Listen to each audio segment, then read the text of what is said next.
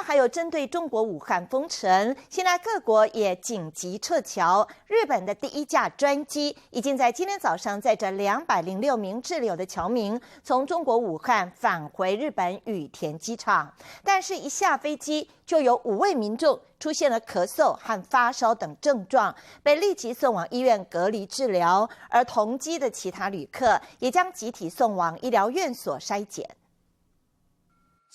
全日空班机缓缓降落羽田機場，載着200多位日本僑民返國，逃離病毒威脅。出国のところですね。ここで熱の検査と問診がありまして、でそこでチケットを受け取って、機内に入ってから1人ずつ問診票と一緒に熱のチェックと。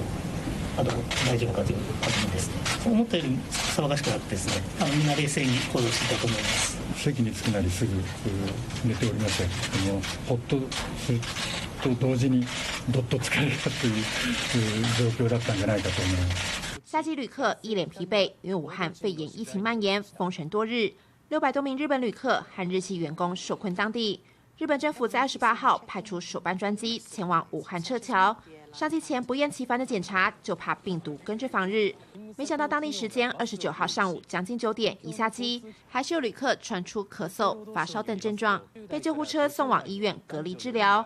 其餘乘客也搭乘專用巴士，先到醫療機構篩檢。現時点では次のチャーター機の派遣の具体的なタイミング等について申し上げられませんが、帰国をご希望をされておられる方々が 早急に帰国できるようあらゆる手段を尽くして努力をしているところです。避免费用争议，搭乘专机旅客还是得用经济舱价格购买机票。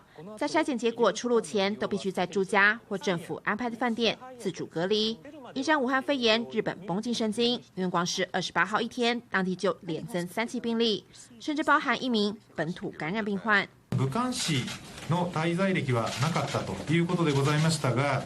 武漢市からのツアー客と接触があったと日本の方であるということですね。这名确诊病例是一名60多岁的巴士司机，这个月曾2度接待来自武汉的旅行团，往返東京和大阪等地，还曾在奈良公園停留。現在接触者として認定していることが104名、そのうち濃厚接触者、家族とか医療従事者とかかなり濃いヘビーコンタクトですねいう方が。